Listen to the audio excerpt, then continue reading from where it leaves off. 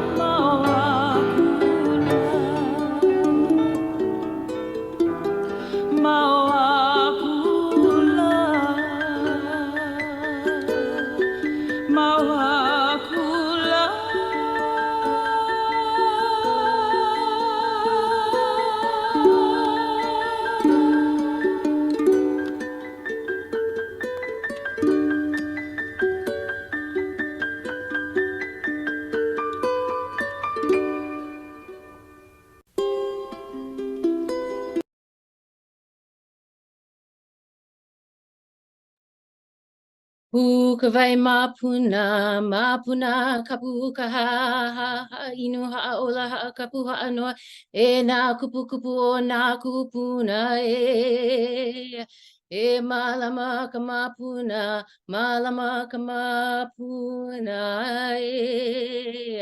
I o lalo ai, I maoli o lai.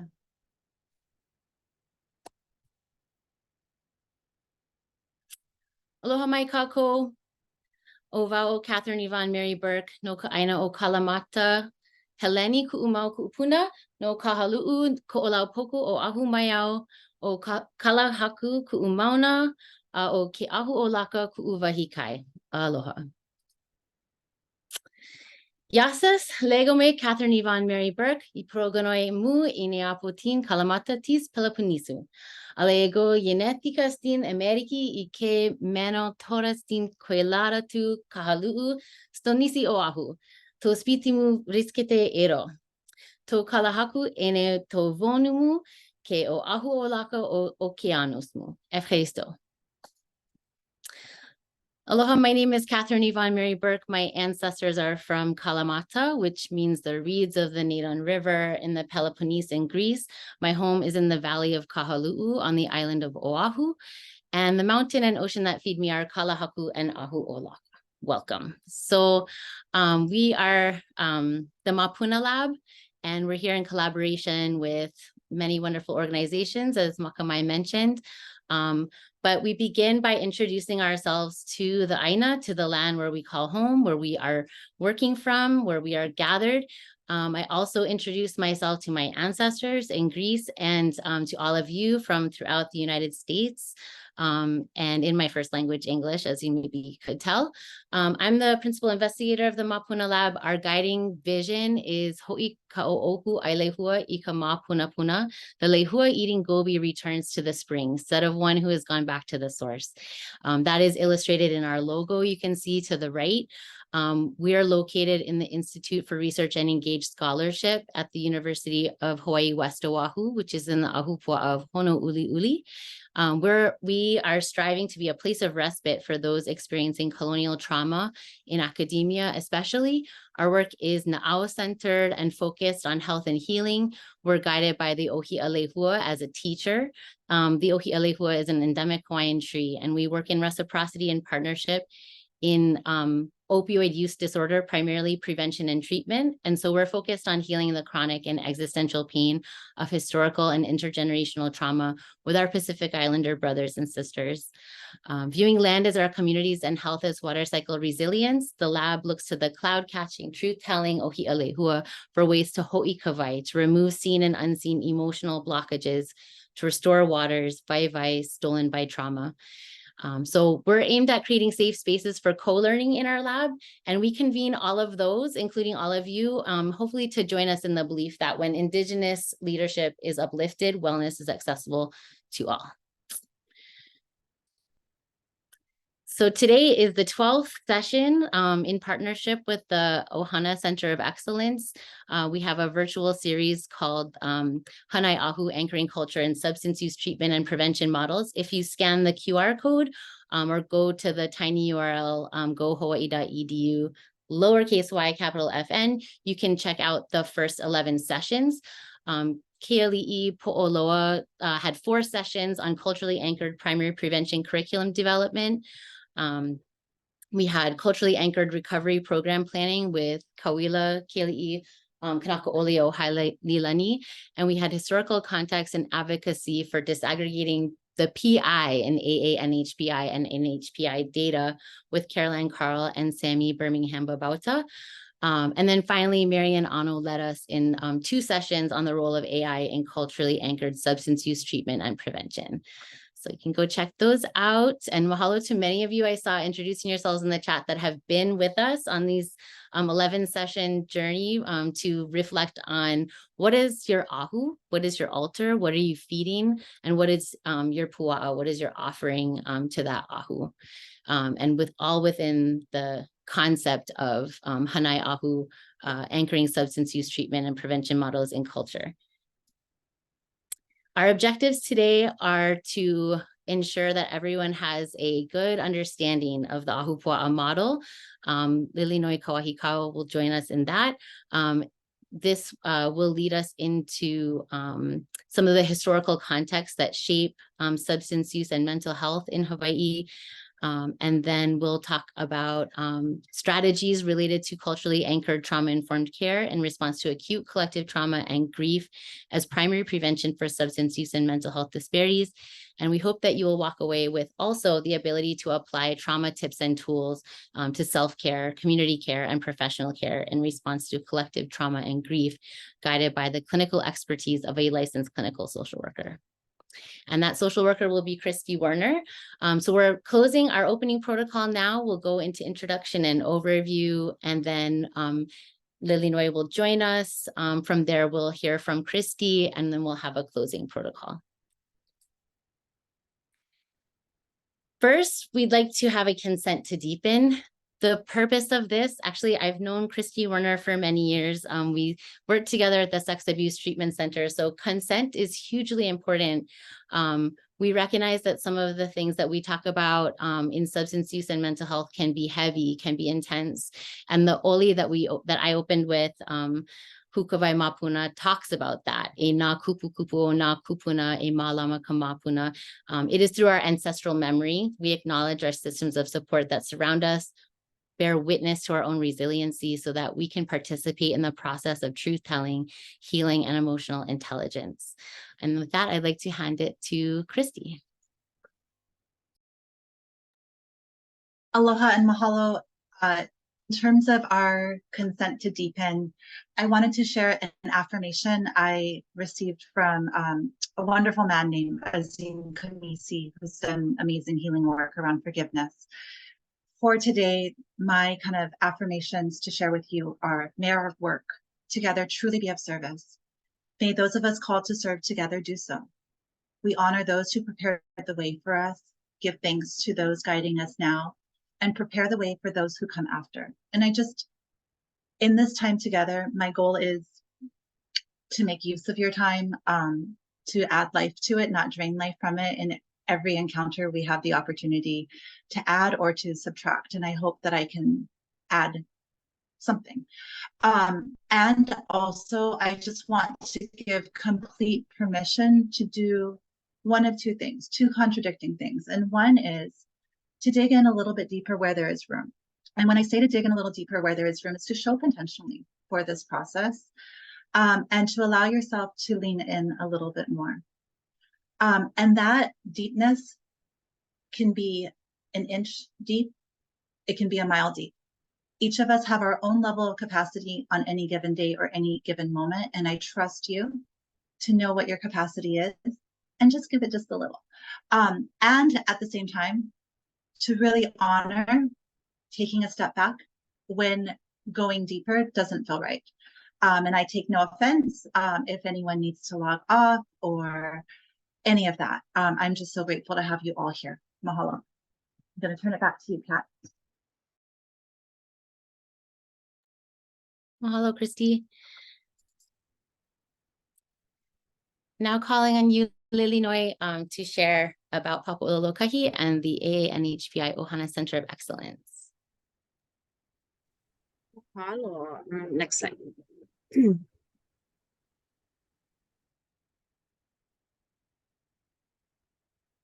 So aloha nui kako. Oh, my Oli is not up there. Shoot, I forgot to send my Oli. You know what? I'm gonna do a different one because I feel like this space, I would like to offer a healing Oli instead. Join me if you know it. I hi'iaka paha oi hi'ialo, I kakahiaka ni. I kala au a ke kaukawali'i, I nui ki ahu. A kala au I ka I nui ki ahu. A hiki a mauli ola, I ola na mahina uli. I ola ia mauli ola. I hi a ka paha oi hi alo, I ka kahiaka nei. I kala au a ke kaukawali'i, I nui ki ahu. A hiki a mauli ola, I ola na mahina uli. I ola ia mauli ola. I hi a ka paha oi hi alo, I ka kahiaka nei. I kala au a ke kaukawali'i, I nui ki ahu.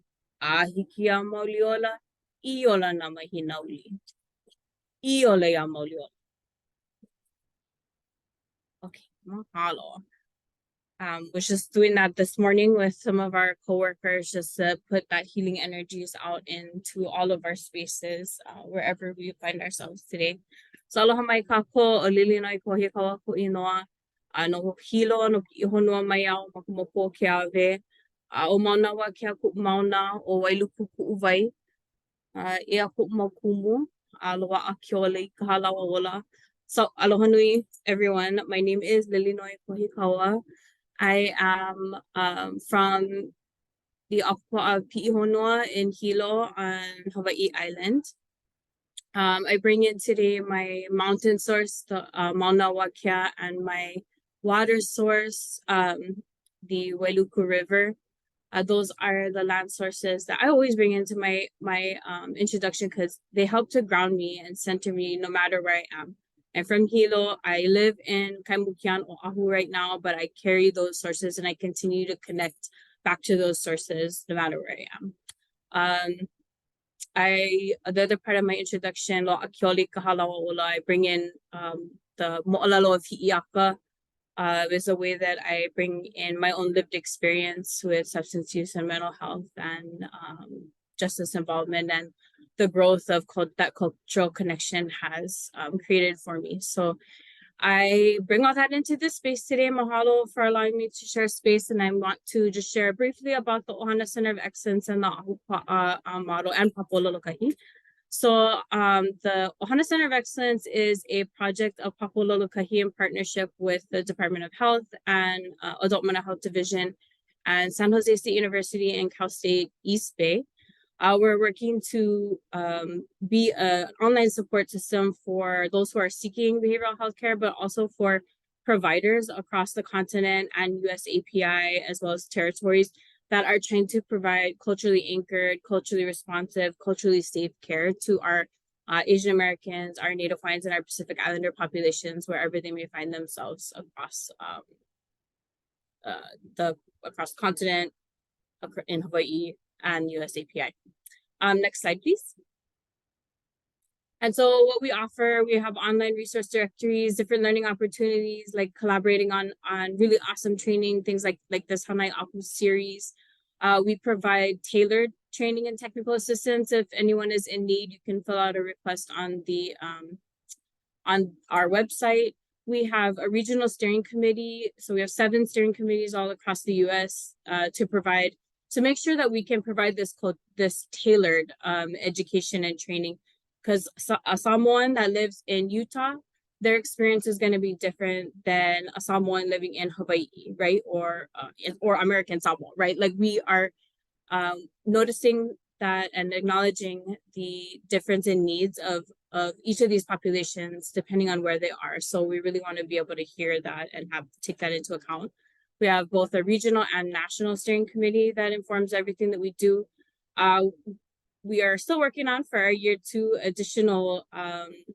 additionally AI-powered searches that will help in language searches for any behavioral health resources, downloadable, printable materials, different community corners that feature the voices of our communities, printable toolkits, and other various language resources. Next slide, please. So you can check out our website, and we'll just kind of burn through these next one. That's our website there. Next slide. Here's some of our tags. Please feel free to join us. We post a lot of really great stuff. And again, you can file for technical assistance. Next slide.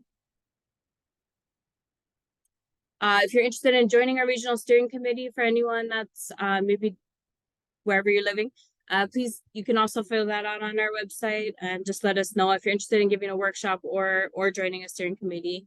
Please do. Next slide.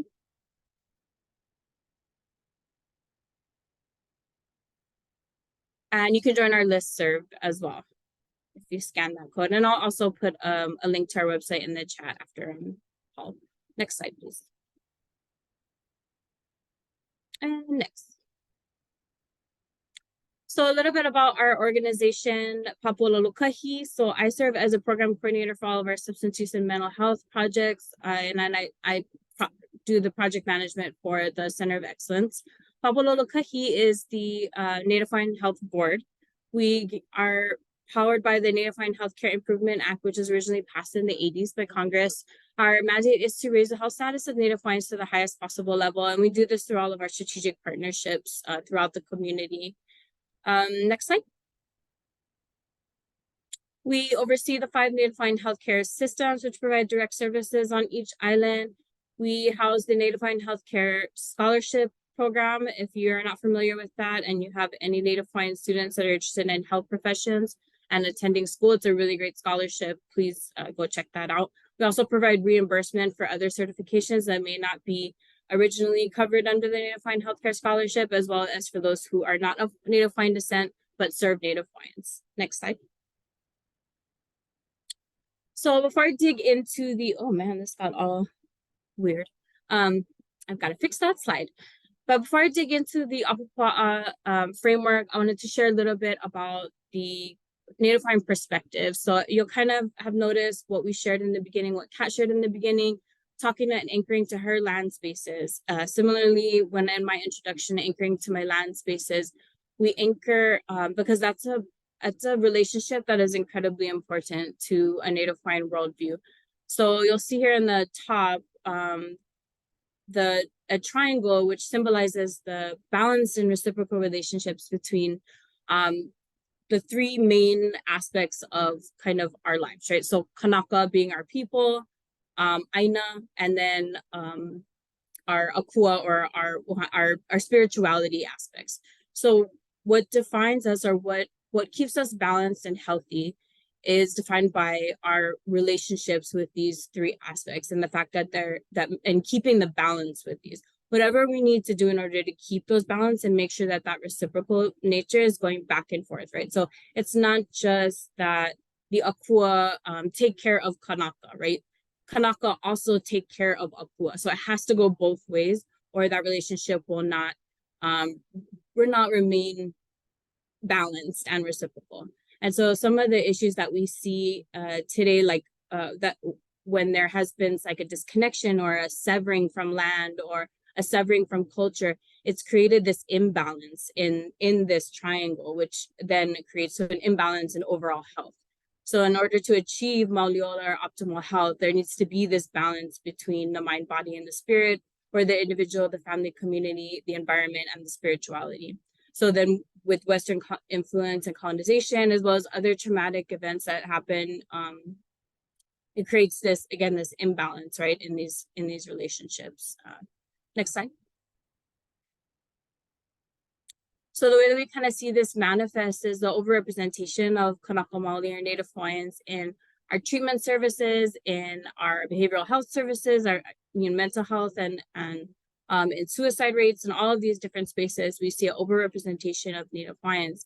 Native Hawaiians in Hawaii account for 20% of the population, yet account for almost twice that in most of these social service spaces. Next slide.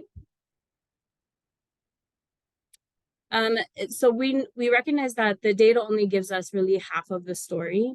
And so in order to find the rest of the story, we really need to look at Ike Kupuna, or our ancestral knowledge, our wisdom that's passed down through generations. That's the other part of the story that's important, because it's not just something happened and then there was a bunch of Hawaiians in social services, right? Like that's not how that happened. So we want to take special note of the Ike that our kupuna, our ancestors, our elders have passed down, because within that, it's knowledge that has come through generations of keeping our people healthy and thriving. It continues to be passed down today because it continues to be true.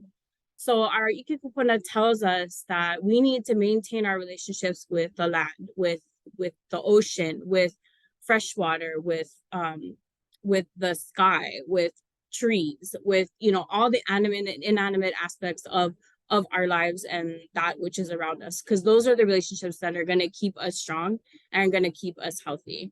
And that we don't need to become Western in order to heal. We don't need to change all of these aspects of ourselves in order to heal. We need the resiliency and protection that our culture provides through our connections to our natural resources, to our sources, that which feeds us. And you can read more on this report, which was written by some pretty incredible kupuna. It's called Imi Kiolamal back in 2007. Next slide, please. So we share with you then the Ahupua'a model. And this model was influenced by White Bison, which is an indigenous organization in Colorado. They have a healing forest model for their work. And so this was heavily influenced by that model. We were very fortunate to work with them for many years and continue to, as well as Dr. Kiawe Koholopula's social and cultural determinants of health model, which you see on the bottom right there. In addition, our artist here is Kimoapaka. He's from Hawaiʻi Island, incredible artist. And so we've taken Dr. Koholopula's social and cultural determinants of health, and we've visualized them within the Ahupua'a, and specifically in the ua, or the rain here. And we've symbolically represented them there because the rain cycle, or the water cycle, is a perfect kind of it perfectly illustrates the intergenerational transmission, or that cyclical transmission, right? So when we look at this Ahupua'a model, what we're attempting to show is the impact that these social and cultural determinants of health have on not only our land, but our people and our systems too, right? Because we can look at the Ahupua'a, let me back up like 5 seconds. The Ahupua'a is a land division that runs from the mountain to the sea. I think I forgot to mention that.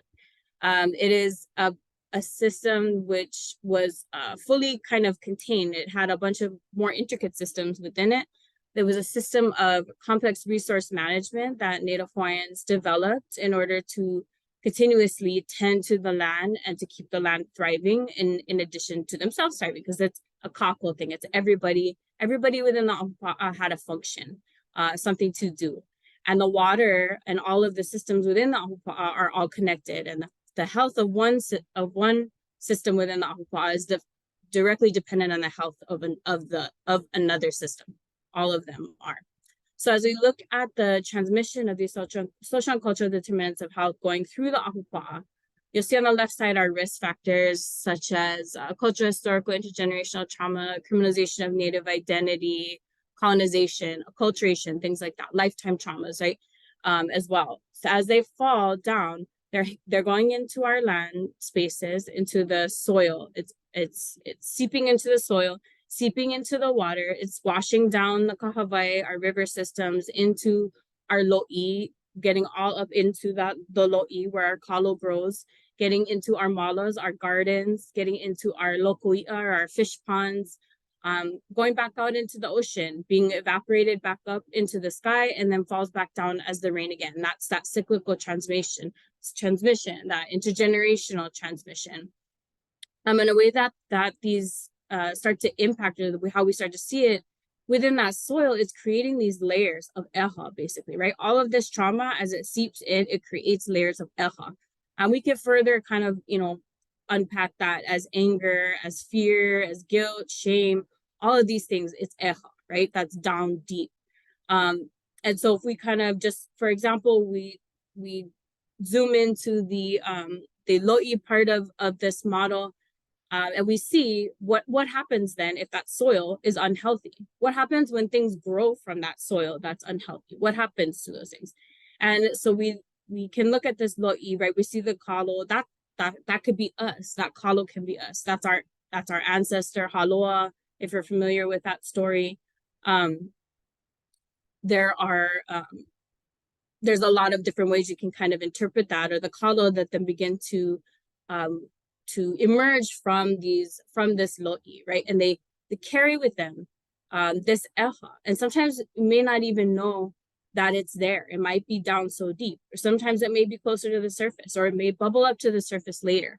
And when that eha that has been transmitted it starts to bubble up to the surface, we start to see it manifesting in things like substance use and mental health and other issues like that. And so when we're kind of looking at this, what we want to make sure that we do is we also remember that along with a lot of these traumas that are passed on intergenerationally, our culture, our protective and our resiliency factors are also passed down intergenerationally. Our ancestors had our back.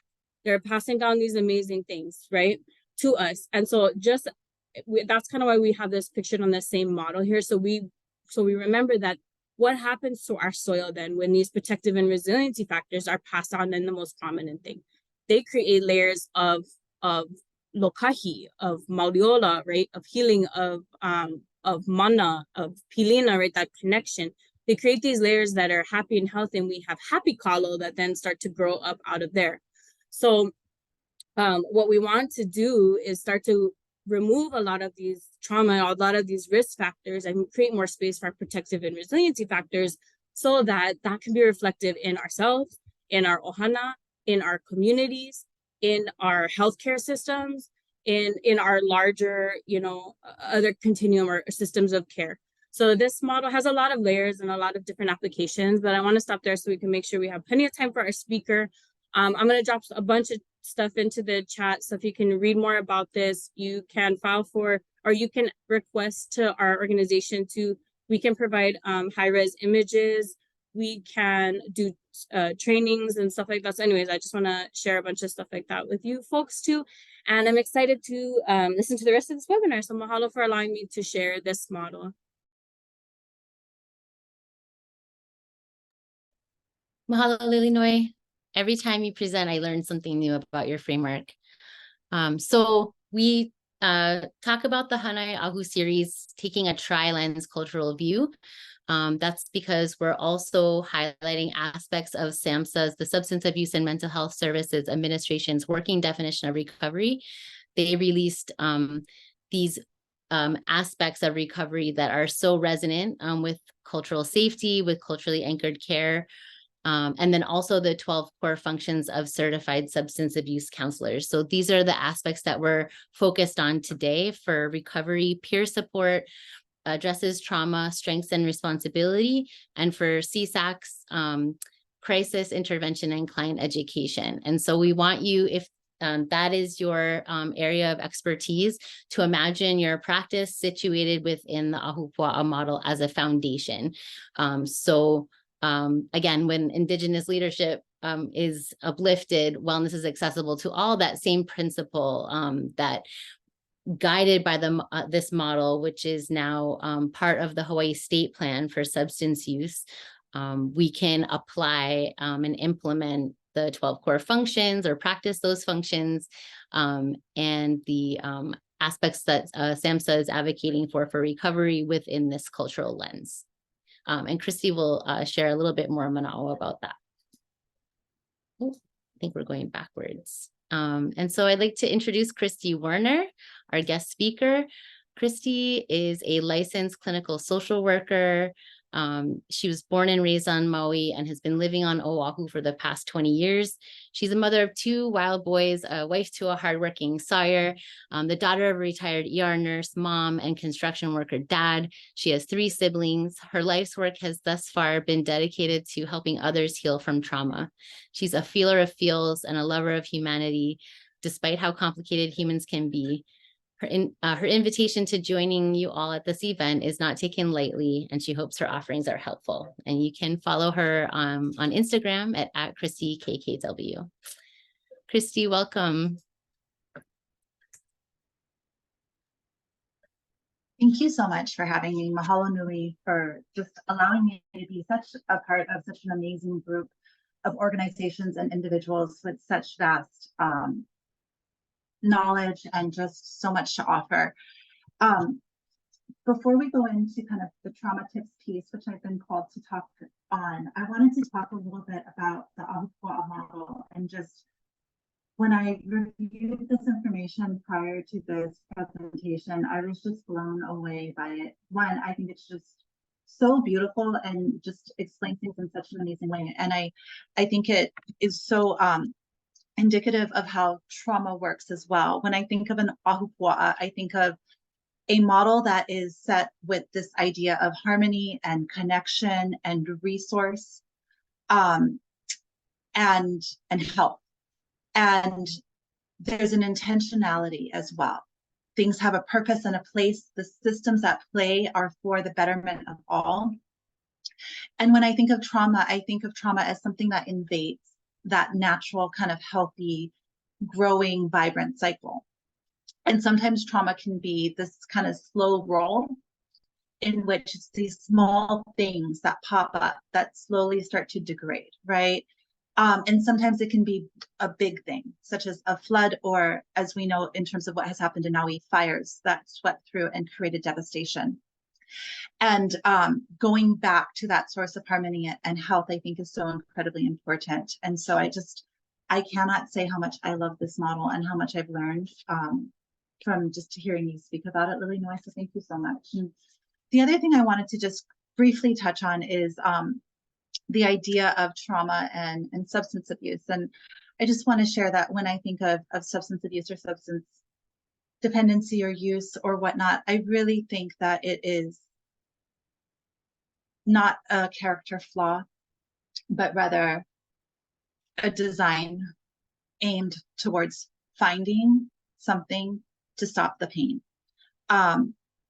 Recognizing kind of the trauma or the way in which things have changed in a way that are no longer healthy, and that being so overwhelming. And that it's, again, not a default. It really is a story of an attempt to survive. And I've seen that happen in Hawaii in terms of ways in which everyone is trying to survive. And so, I just want to tread just really respectfully for anyone experiencing trauma and anyone experiencing substance abuse issues, because they are never, ever, to me, a sign of weakness. They are always a story of what has happened. So thank you, everyone. I'm going to turn it back to Kat, and then I think I'm going to come back on in a second.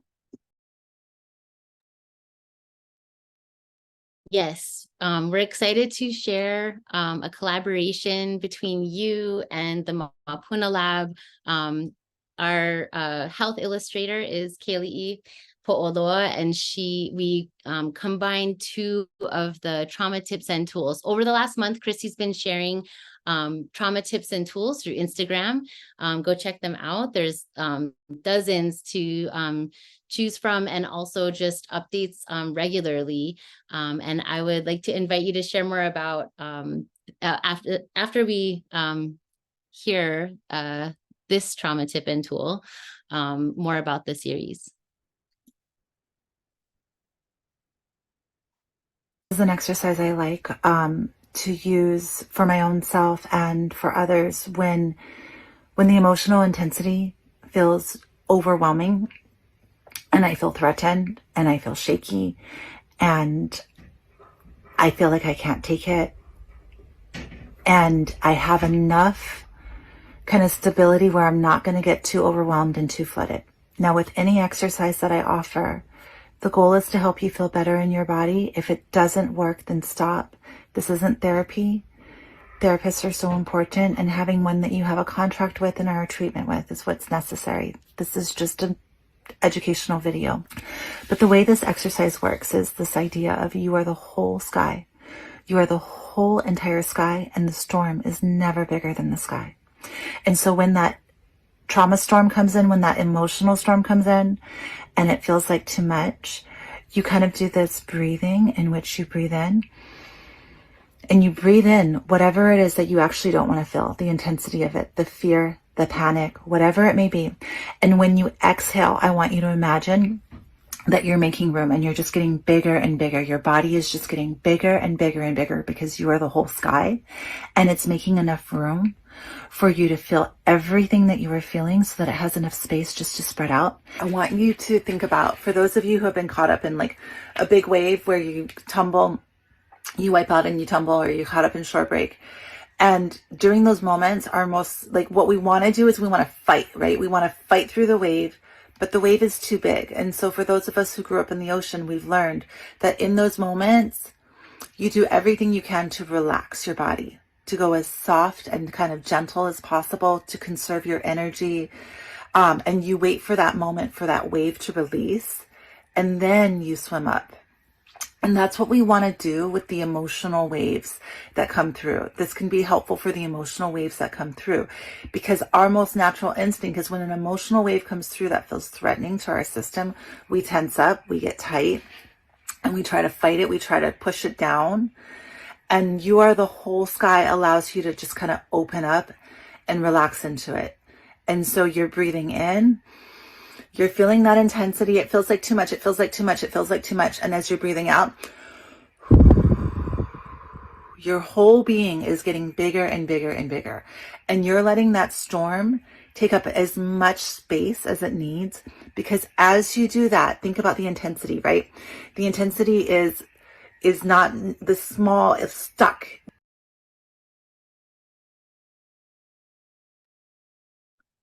Mahalo for the gift of these tools, Christy. So we just have a couple of questions that we wanted to open up for discussion with you, and then we'll have Q&A after. What inspired you to begin Trauma Tips and Tools? What has the response been like for you as a social worker and also as a community member?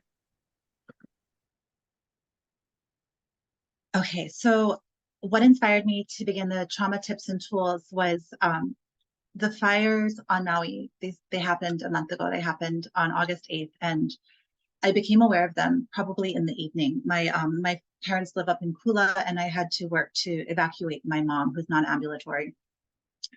And then I just became increasingly aware of what was going on.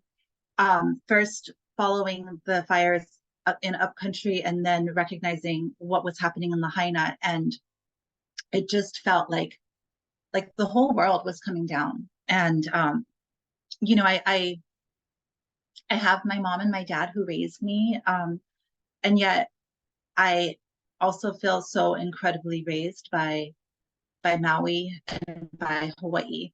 I would not be who I am if I was born anywhere else, and I'm so grateful for that. And so as I'm seeing what was happening to the community, I was in this kind of panic and overwhelm, and this immense feeling of like, what do I do? What do I do? And anything I do doesn't feel like enough. Like, I think as soon as it came online in terms of like some of the places that you could donate, you know, I wiped out whatever budget we had towards that and felt just like, okay, that does nothing.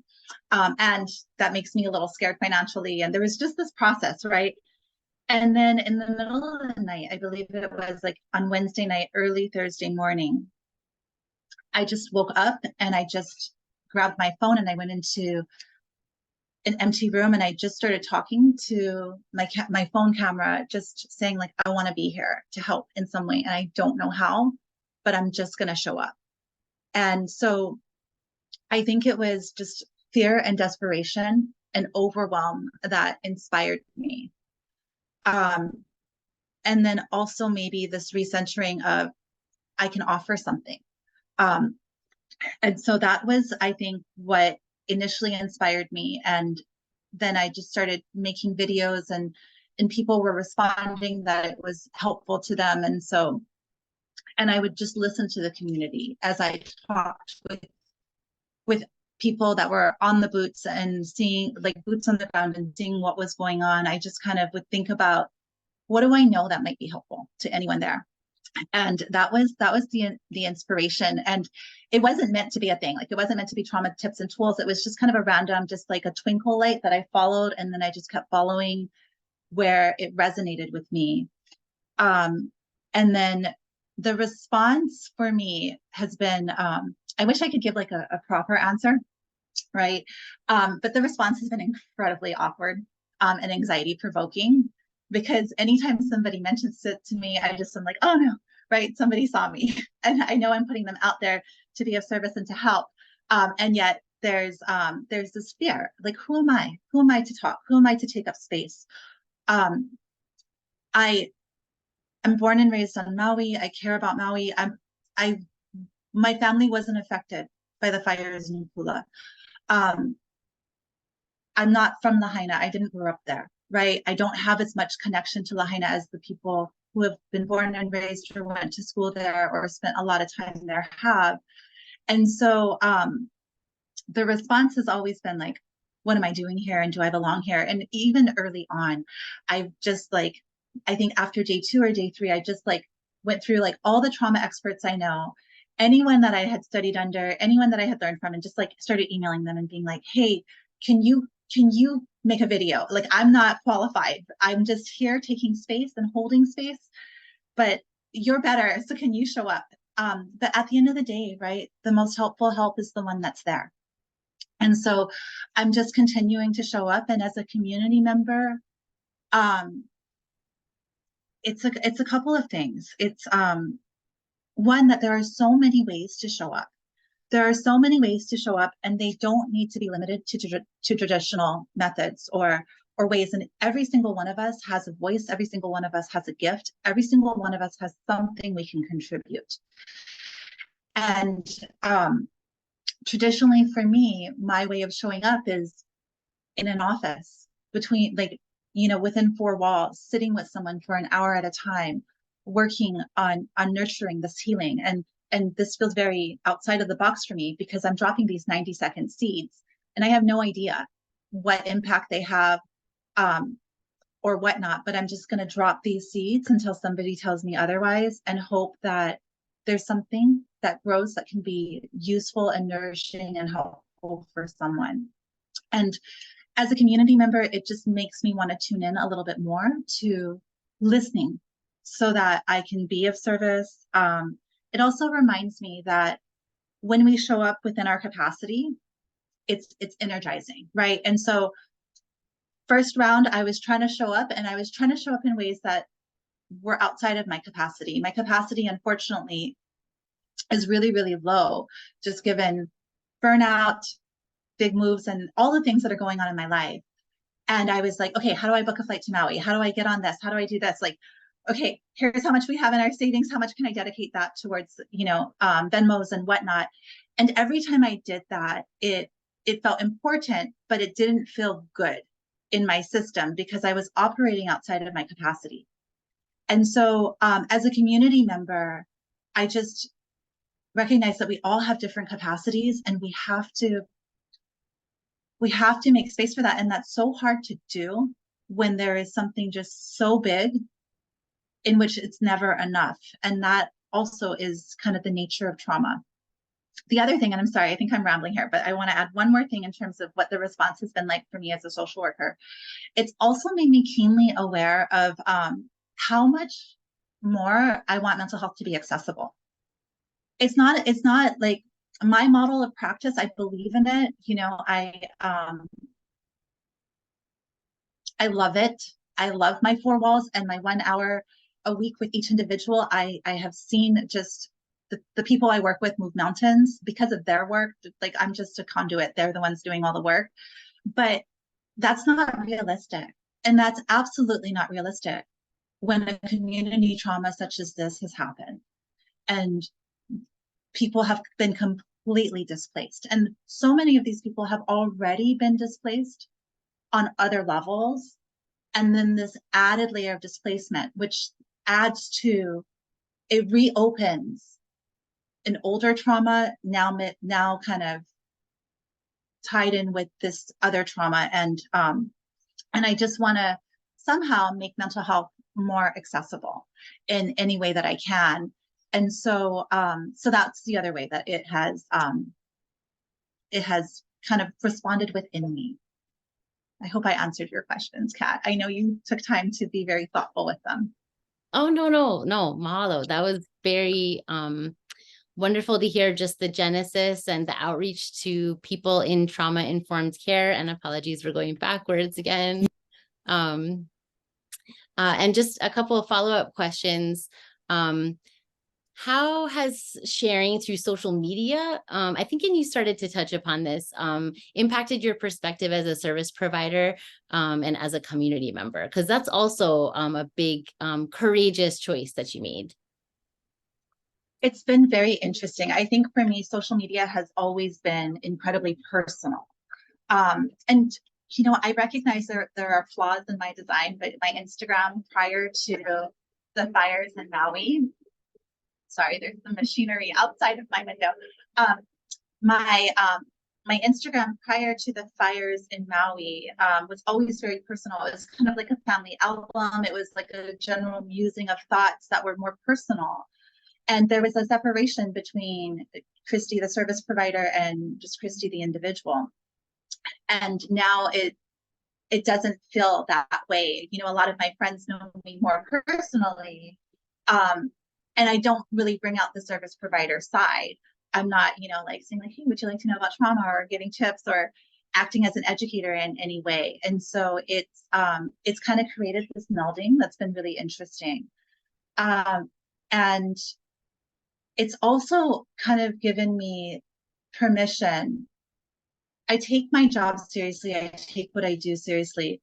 And I do have like a little bit, you can't tell right now because I'm rambling, but a perfectionistic quality to me. And in doing this through social media, I've had to be very concise and brief, 90 seconds. And, you know, 9 out of 10 times I get cut off mid-sentence. I've had to completely let go of any form of like refinement and just go, because if I don't, I won't do it. If I look at it again, if I try to edit it, if I try to redo it, I just won't do it. I have to go with the feeling. And in that, I've had to like give myself just a lot of grace just to show up with the best of intentions, and to recognize a couple of things: that fear will always be a part of my journey as I do this, and that I trust it. I'm not going to let it completely drive the ship, but that fear is just really my intention to not do harm, to not take up space that's unhelpful, and to be just very, very mindful and conscious about what I'm doing. And then the imperfection, which kind of goes against the fear, is so important as well. Because even, you know, in that beautiful graphic that Kat and Kea made, you know, I cringe because I say something like, having a therapist is so important, being in treatment is so important. Thank goodness you can edit captions in Instagram, because I don't actually believe that. There are so many forms of healing. And for a lot of individuals, and for a lot of, you know, individuals who have experienced the trauma and impact of colonization, a therapist or a therapy room isn't going to be a safe place of healing. It's not going to operate in a model that is going to necessarily be congruent. And so yeah. So I think it's allowed me to get a little bit looser. And then as a community member, I think sharing through social media has just made me recognize, one is sharing through social media has made me be on social media a lot more than I normally am. And it has just made me just so blown away by our community members and everyone out there that is just amazing and doing so much, and how many voices there are and how much there is to learn. And so I'm so incredibly grateful for that. And then as a community member, it's the messages I've received, the people who have reached out to me. I just recognize, you know, how connected we all are, and how each little thing that we do is like a drop in a pond that has a ripple effect. And it's just really, really powerful. And so it's really had me feel more of a sense of community, which I'm very, very grateful for. Wow. Mahalo for speaking to that fear, because it's very visceral right now. Just like really being connected to all of the stories being shared from Maui and the paralysis. So just really admire your dive into sharing from the heart, and really love how often you close your tips with just, I love you, and that not being something we think about in professional practice, so-called. That blurring of the line is actually helping you to go deeper in your practice is really beautiful. Mahalo for everything you shared. we have time for questions and feedback, and we'd love to hear from anybody. I've been, I'm gonna, mahalo, Makamai, I'm gonna invite you to facilitate some Q&A. Can I just say one quick thing? Yeah. So I am here for anyone here, right? So any question that you have, anything that you want to know, in terms of coming in, you may be oriented to this beautiful kind of process of this webinar. You may have come in thinking something different, but just whatever I can offer in the time that we have, ask away, and I will do my best to respond in a way that I hope is helpful. Yeah, I just wanted to echo the folks. If anybody has questions for Christy, please feel free to put them in the chat or the Q&A box. We have all of this space to ask away. And so I think just even those guiding questions that had helped facilitate, the conversation in the beginning, I think was really great. I think a lot of folks are giving their mahalos and kudos. I agree. I think what you do is a phenomenal and valuable piece of work to our communities and helping those servicing who've struggled with all of the trauma that has come from those natural disasters. And we continue to see them, right? Like climate change is real. We're going to see our honua completely shift and change. So if any folks had any questions that they wanted to ask, please feel free to drop them in the chat. Kind of make this free flow. I had one. Thank you for all the, yeah. Well, it's just kind of like, okay, so if what piece of advice would you give to somebody feels isolated, who feels like interested in kokuing those, but just feels a little debilitated, and because we're a little bit separated, how would you, any piece of advice for community members that hear the kahea, want to kokua, but are being respectful to those that are grieving, and also just trying to make space for others, but still feel emotionally empowered and interested in do something, and probably find that debilitating, like paralysis, right? What would you recommend?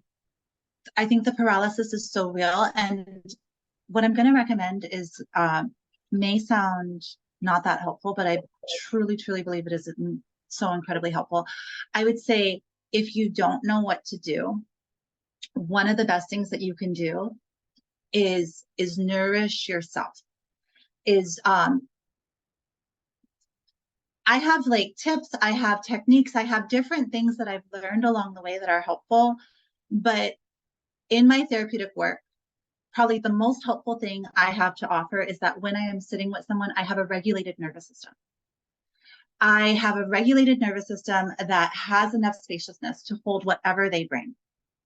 And that is one of the most important things we can do, because one is, when we're looking at what has happened to Maui, the journey to recovery is going to be so long. And so there will be so many multiple points of jumping in. And when we don't know where to jump in, I just think of it as a little girl walking on the rocks, the waves would break over. When the waves are breaking over, you don't take your next step because you can't see where to step.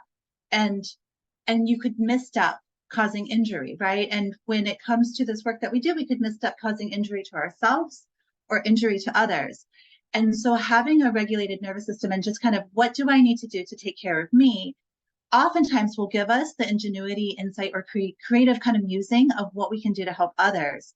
But also, just by having a regulated nervous system, we are helping the whole world. I really believe in the neurobiology of things, and neuroplasticity and mirror neurons are so important. And it's kind of like, if I walk into a room and somebody's like, "Oh, what are you doing here?" Everything in me shifts. And if I walk into a room and I'm met with just warmth and this lightness, right? Everything in me shifts. So I would say, start small and start with you, and almost think of yourself as the Ahupua'a system, as the aina, right? As the soil, that if you want good things to grow, that soil has to have some nutrients in there. It has to be good soil. Those are my thoughts on that question. That's a beautiful question. Thank you. It stuck with me. If we want our Ahupua'a to grow, we have to start with our soil. So that sticks with me. We have a couple questions actually kind of come in. So I'm gonna just shoot them off to you, Christy. What other types of trauma response techniques would you recommend that anyone can implement to those who are substance users and may be triggered by trauma and in times intergenerational trauma? Can you say the question one more time? Because I want to make sure I get it right. Sure, yeah. What other types of trauma response techniques would you recommend that anyone can implement to those who are substance users and may be triggered by trauma and in sometimes intergenerational trauma? What type of like techniques would you recommend? I'm going to answer it on two levels in terms of, and I don't know if these are techniques as much as theoretical frameworks, but one theoretical framework that I believe in wholeheartedly is to meet that individual with just an immense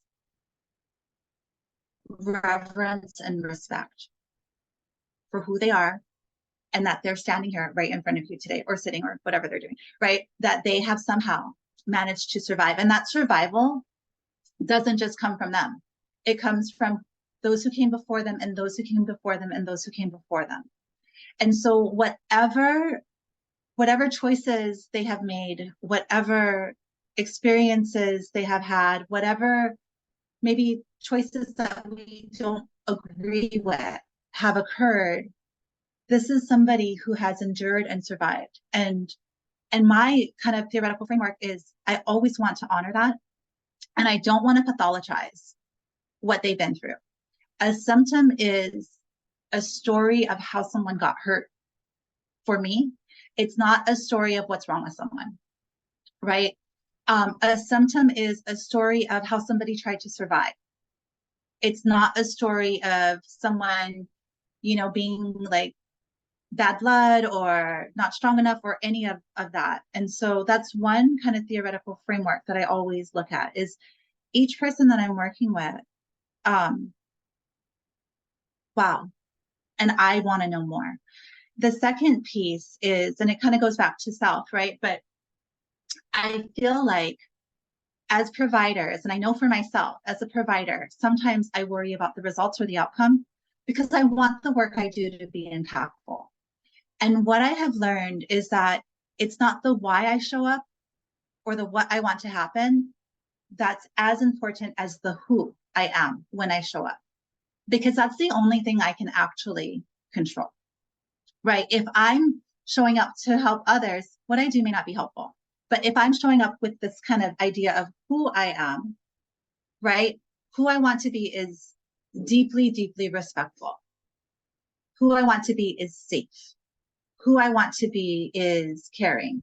And if I am just kind of centering myself on that, when I show up, I'm kind of cleansed, right? Like my ego isn't in the picture because it's not how well like they respond to something I said that like I think is smart and I hope helps, right? It's more just, this is who I'm going to be for you. And it's kind of my offering and my contract of I will do my best to be safe towards you, be respectful towards you, and be caring towards you. What they may experience may be different, but I'm not in control of that. And so those are kind of two theoretical frameworks, and I think that they are the foundation, right? In terms of actual techniques, I think listening is one of the best techniques that we have. Listening and breathing, right? So whenever I'm working with someone, I am constantly breathing. I'm constantly breathing in and out and allowing myself to slow down a little bit and allowing myself just to let my, like the vessel of my being be a little bit bigger. And then I'm constantly listening, and I'm not just listening with my ears, I'm listening with my eyes, so that if I say something and somebody tenses up, right?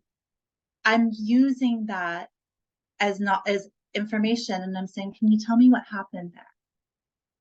Was, and I'm just kind of continually adjusting, because connection between two individuals is a dance, and I want to kind of find that rhythm. And so I'm finding that spaciousness within myself through the breathing, and I'm finding that rhythm through the listening with my eyes and with listening with my ears, in terms of wanting to understand how this kind of interchange is going. It's really, really simple. But again, I mean, salt is the simplest ingredient when it comes to cooking, and it can make or break a dish, right? So I hope that's helpful. If you have if the question is more specific though, in terms of like what modalities do I like, I can share that as well. So let me know if I got way off course on the actual question. No, I think that was great. Thank you. We had a couple more questions kind of pop in. How would you recommend someone to start? Oh, actually, it's probably breathing. But how would you recommend somebody starting off to regulate their own nervous system if the concept is completely foreign to them? Absolutely. That's such a good question. It's such a good question, and it's such a hard question, because here's what happens so often in trauma too, right? When we're talking about regulating the nervous system, we're talking about being in your body, right? We're talking about being aware that you have a body, being aware that you have a nervous system, being aware that you have a breathing pattern or tension or all of that. And that's a really dangerous and scary thing to ask people to do, especially if they've had to disconnect from their body over and over and over again to survive mass trauma. So one is maybe being aware of that, right? That regulating one's nervous system, it's okay not to know, and it's okay for this to be foreign. And it's okay that if you offer a breathing exercise that is supposed to be relaxing and it's actually triggering, that's just more information. The other thing I would say is I like to go towards what feels calm or safe. And safe is a tricky one, because some people, especially people who have experienced mass amounts of trauma, safe is going to be a completely foreign word. So maybe start with calm, right? And just say, where in your body do you feel calm? And if in your body is not available, right, where outside of your body do you feel calm, right? And so I'm oftentimes, when I'm working with people on regulating their nervous system, I'm seeing if moving inward is helpful, moving in towards the breath, moving in towards the noticing internally is helpful, or if externally is helpful, right? And so if I'm getting a read that internally isn't helpful, or if I know someone has been incredibly traumatized, I'll usually start externally, because it's a little bit safer. It's a little bit more distance. And so I'll ask someone to just kind of look around for a moment and just notice if there's anything that feels calming or helpful. I also, again, love neurobiology and the brain. And so I'll always ask people to just look around, because there's something about looking around that triggers our brainstem, our reptilian brain, and that triggers a measure of safety. If you think about how our body reacts, right? When we are under threat, we need to be tense. We need to be ready. We need to be ready to go. And our eyes are normally kind of narrow focused on whatever it is we need to be focused on, or darting to scan, right? If I'm asking someone to just kind of slowly look around the room, and I give them the instructions of with your head and neck, just slowly look around the room, that's not something you can do unless you're safe, right? And so even just by introducing these small little kind of tricks, right, they may not feel safe. They might have a lot of thoughts in their brain that aren't safe. But in those moments that they're doing that, somewhere deep without words, it's communicating to them that I'm safe. If I'm asking them, I have a tree right outside my window. If I'm asking them to look out at the tree for just a moment and just tell me what they notice, you can't do that unless you're safe, right? So these are some ways in which nervous system regulation can occur, and they can be kind of just small introductions. And then I'm asking them, how did that feel, right? And we're trying to orient towards pleasure. We're trying to kind of find the incentive of, it actually feels nice, right? And I think our society has kind of gone in a way in which productivity, that all of our nervous systems are a little we don't necessarily know how to calm down, right? Most of us, when we calm down, we're scrolling on our phone, which isn't really calming down, right? Stillness is harder. And so I'm always trying to incorporate that. I hope that answered the question. No, that did. And also kind of I get called. Yeah, I do. When I want to relax, I'm over here just mindlessly scrolling on social media, which is a problem, but I do admit it. And I'm going to work on it. I'm working on it. We have one last question kind of coming in that came in. First part is going to be setting the scene as to their situation, and then the question will come in at the end. But somebody had said, Christy, thank you so much for the fear validation and deep insights about trauma. My husband and I teach at a high school on Maui. The students volunteered for a few weeks and are now settling into school life. As we all settle, more and more trauma reactions are starting to bubble up. Students are acting out and then become so ashamed of acting out. Some of them have confided that they are using substances to numb themselves. We have a small relationship-led school and are really capable of reaching each student. Aside from mandatory reporting, which we've done, and offering our love and care, do you have a recommendation for where to begin in addressing mass trauma in students? Oh, I just want to hug whoever that participant is and just thank you for what you're doing, and also just really encourage you to take care of yourself, right? Like this is the thing about mass trauma. This is the thing about any trauma, is that with it there is also vicarious trauma, right? And it sounds like that's what's happened for a lot of your high school students that felt the call to help, right? But when we put ourselves kind of in the line of, and I shouldn't say fire, but when we expose ourselves to trauma, whether we want to or not, we absorb that trauma. It's same like if I go out in the sun, I'm absorbing the UV rays, whether or not I want to, right? And so one is preparing whenever we're going to be exposing ourselves, and setting the stage for that. For your high school students, that ship has sailed, right? If they continue to go out and help, I would talk to them about things to do to prepare, right? Like if I'm going out in the sun all day, I'm putting on sunscreen, maybe a sun shirt and a hat. There are things that we can do to prepare ourselves for being in the presence of trauma and being exposed to it. But let's talk about after the fact, right? For these students, I think one of the most important things we can do is talk about it, and really just make space for, this is what I'm noticing, this is what I'm experiencing. Does anyone want to tell me more? And they're high school students, so they may not want to. Some of them may, some of them may not, right? But the more that we make space to talk about it, the more we give out the messages of this is normal, right? Like the more that others are like, okay, it's not just me. And the more that happens, the less shame, isolation, and secrecy there is, right? Because if I am a high school student, I volunteer, I help, I come back and I'm shaky and I can't quite feel right, and I just have this aching pain and nobody else knows about it.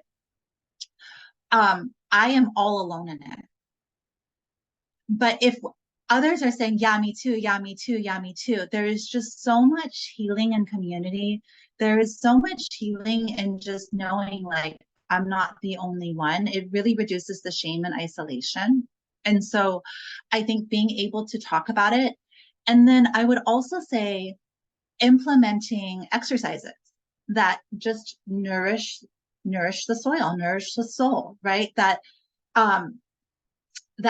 every day it's like, okay, like today let's focus on this, right? Like today everybody, like, let's focus on one affirmation that we can say to ourselves all day throughout the day, or that we can say to one of our classmates. Or maybe it's today we're going to just take 3 minutes before we do any activity and focus on breathing, focus on orienting in our environment and finding something that just feels grounding.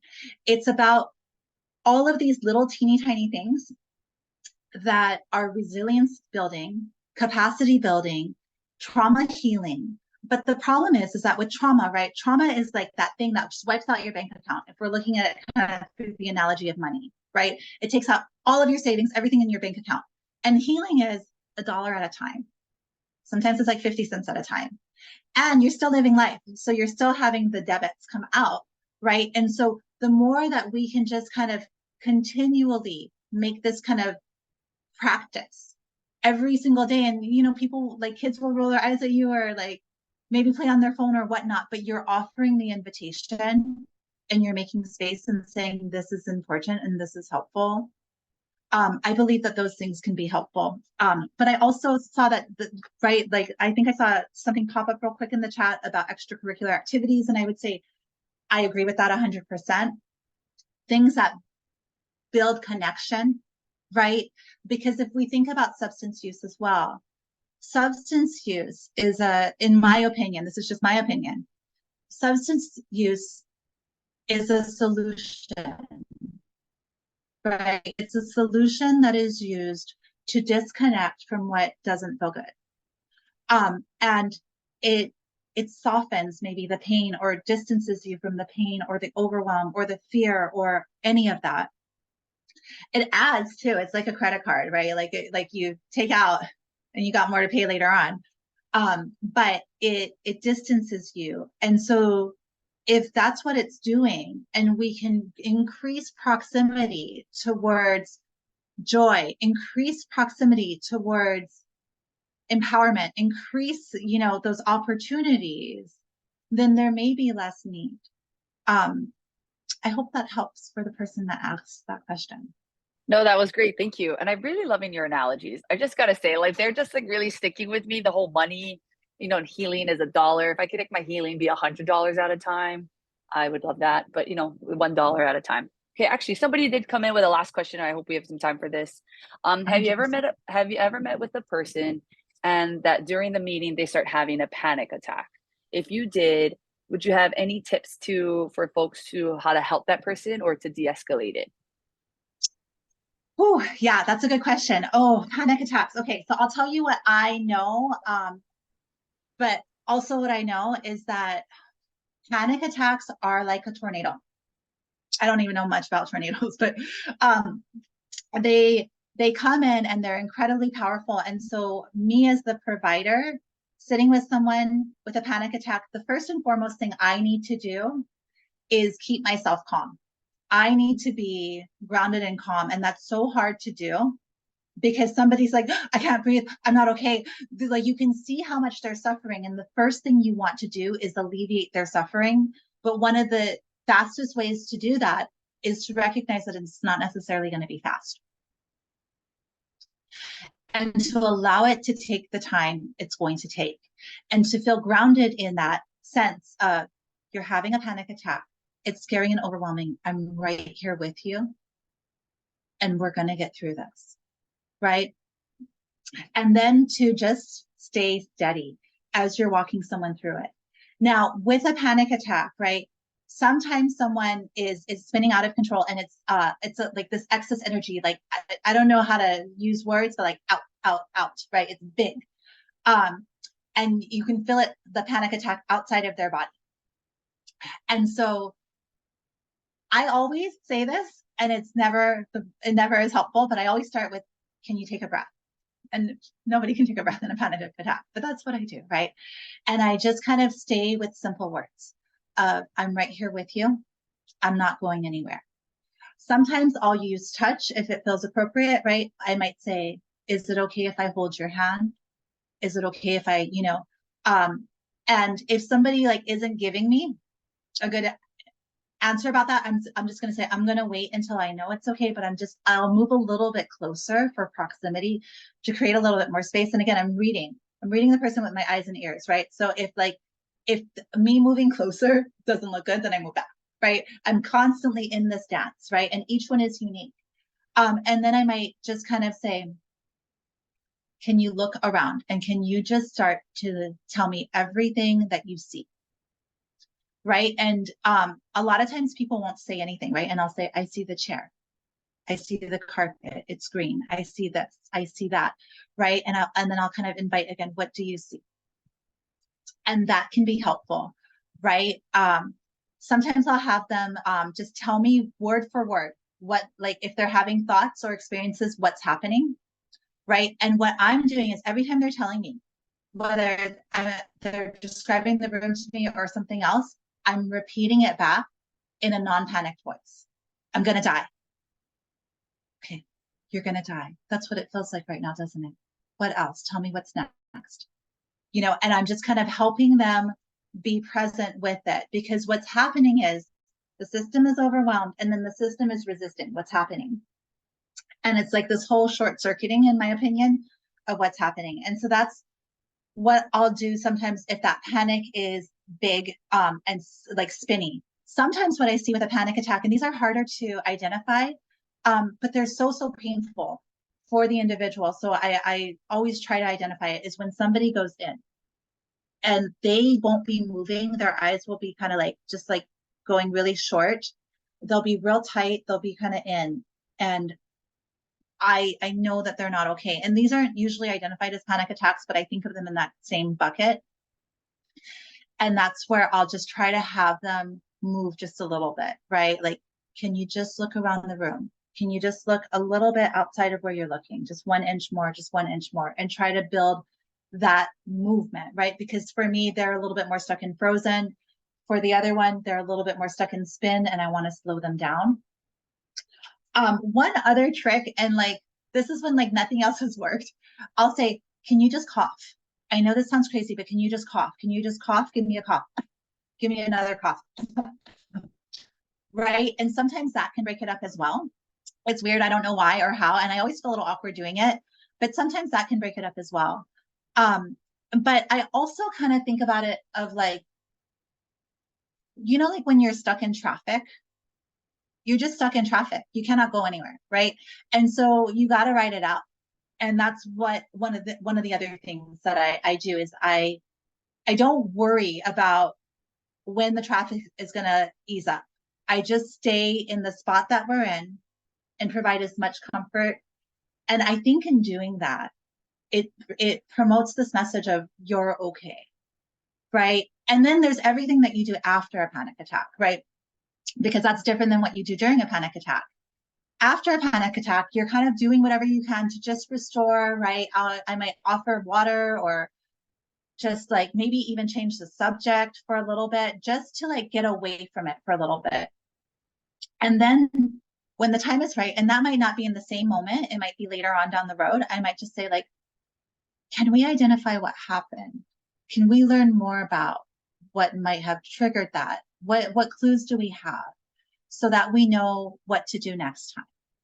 And how to, like, right? And we're kind of continually like being detectives in our lives to get all the information we can, to one, minimize, and then two, to better kind of address when it's showing up.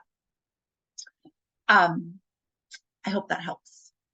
No, that did. That was really great. Thank you. And thank you for all those who submitted questions. I just kind of want to make sure we honor folks' time and we can get through the closing protocols.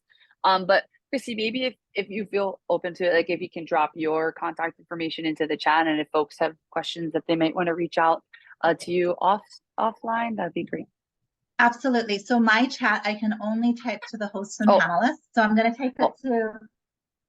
Okay, type it to me, and then I'll post it. Then I'll here, and then somebody that has technical abilities can absolutely. Okay. And thank you all for your time and your presence here. And thank you to our organizers. Okay, Kat, I'm going to hand it over to you to punny us for today. Oh, thank you. Thank you both. That was such a rich discussion, and I think spoke so deeply to all of us. So we're going to close our time together first with the mana'o'i'o. So what do we want to take with us? What things are emerging in us that we want to acknowledge and affirm in the application, in the spirit of application of Christy, what you shared about Me Too, same. Like, I invite you all to use your phone and use the QR code. The link should be in the chat to this Menti tool. Mahalo Kauila for showing me how this works. I hope I'm going to know how to work it.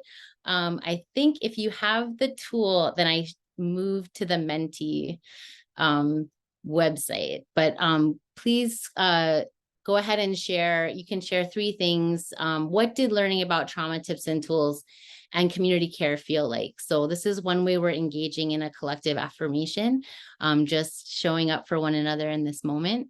I'm going to go ahead and stop and reshare. Looks like we have the Menti link, Mahalo Kauila, and I think what we should be able to see. Oh, yep, I see you all participating. It's beautiful. So I'll reshare.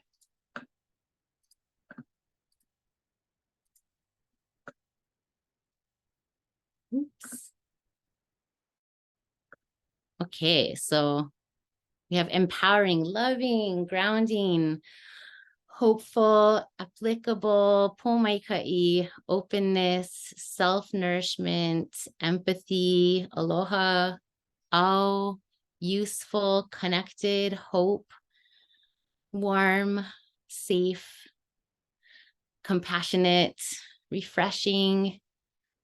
Oh, this is so nice. Kindness, powerful. Yeah. Knowledge, calming. Oh, mahalo for everyone participating. And as always with the word cloud, sounds like we're getting a lot of response, loving, empathy, and healing. Mahalo nui. We'll share this word cloud with the slides and everything else in a toolkit following this session. And I'll just give another moment. Any last thoughts?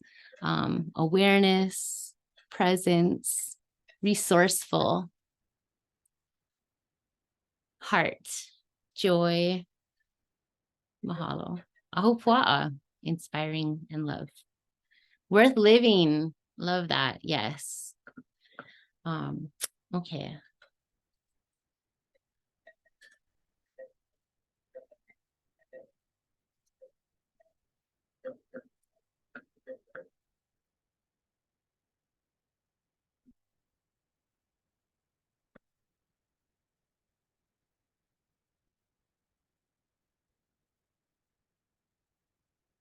So we have some surveys in our partnership with the Ohana Center of Excellence. They had a pre and now we have a post survey that will be in the chat. Please participate in that to support their efforts to demonstrate an evidence-based practice through these sessions. We also have an evaluation feedback survey, especially if you are looking for continuing education units for CSAC, CPS, CCS, CCJP, CSAPA, and social work for Hawaii. So we have a new system. If you've been to our earlier sessions, credit letters will be generated once the survey is completed.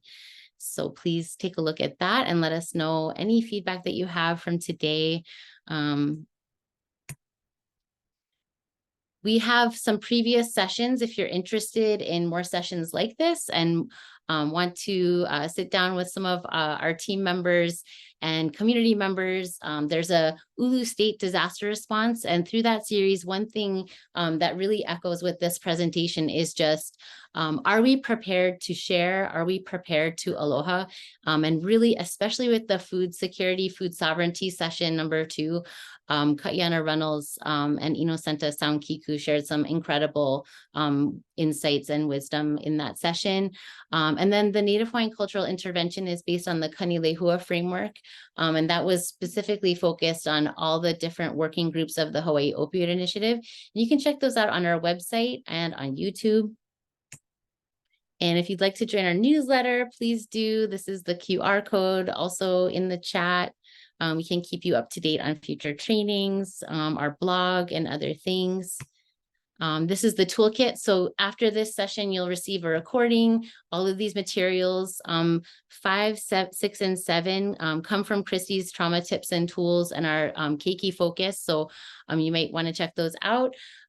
There's the link to the Ahupua'a model, SAMHSA's recovery model, and the CSAC core functions. And then there's an interactive booklet that we created for the Kanilehua framework that talks about just all the things that were shared through this session. So happy to share those with you, and wanted to close with this Oli. And if you know it, please join me. It's definitely something that I reach to just to reconnect with our intention for collective healing, especially in this moment and especially for Maui. O kaula e ke akua, e na nama e kau mau pula pula, e ola a kaniko o, a haumaka I ole, a palalau hala, a kauika pua ane ane e. Alaila lave aku oia ui ke alo wa ke ai. Mahalo, mahalo, mahalo. We'll pass it over to you, Makamai. Thank you for having us. Aloha, everyone. That closes our webinar. Thank you to Kat, to Chrissy, to Lily Noy, to everyone who helped organize today's training, who spoke. Big maloha. I'm just going to echo everyone who's in the chat. Just big aloha, big mahalo. I felt like this was a necessary conversation to be had, and I hope those that that attended today can walk away with some tips and tools and strategies to live aloha and have a great rest of your day into your weekend. So aloha, everyone. Ahui ho.